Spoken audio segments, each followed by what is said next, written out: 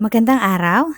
Naka-receive tayo ng comment dito mula sa isa nating viewer, si Mr. Sunny Boy. Shout out, sir! At ang tanong niya ay kung paano daw lagyan ng laman yung kanyang bagong Discardtech account.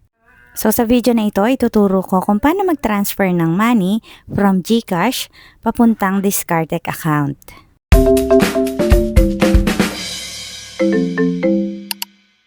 Bago tayo makapag-send sa ating Discardtech account, kailangan ay alam natin kung saan nga ba natin ito isi-send. So dapat alam mo kung ano yung iyong account number. Mag-login sa inyong Discardtech account at mula sa account settings, under your name, nandyan ang iyong account number. Ito siya, 15 digits, ito yung iyong account number. I-copy mo lang yan. At para makapag-send na tayo, gamit ang ating GCash, mag-login sa inyong GCash account. At itap mo itong transfer.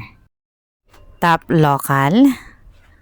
At mula dito sa search bar, pwede mong hanapin ang RCBC Discardtech o kaya dito sa partner banks, nandyan yung mga list. At makikita mo din dyan itong RCBC Discardtech. So dito, ipi-fill out lang natin to. Dito sa amount, kung magkano yung amount na gusto nyong isend. Ilagay ang inyong account name, ang inyong account number. At para dito sa send receipt, optional lamang to pero pwede nyong ilagay dyan yung inyong email address. So i-double check mo lahat ng information, especially yung iyong account number. So once na okay na, itap mo yung send money, double check ulit.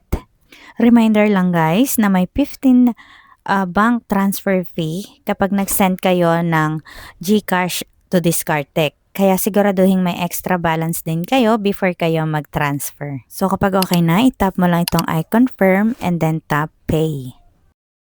And then magsisend si GCash ng OTP sa registered mobile number nyo at ilagay nyo lang yung OTP dito para ma-verify at ma-continue ang ating transaction.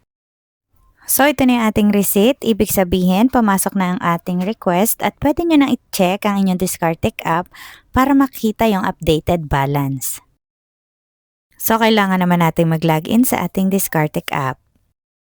At pumunta ka sa dashboard or sa balance section. So, ito na yung total balance natin at na-credit na nga ang amount galing sa GCash na 200 pesos. Pwede nyo ding i-check mula dito sa transaction history.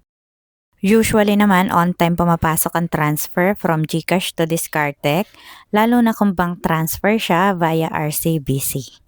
And that's it. Hanggang dito na lang ang tutorial na to. At kung gusto mo pa ng ibang tutorial, pwede mong bisitahin ang aking channel. See you!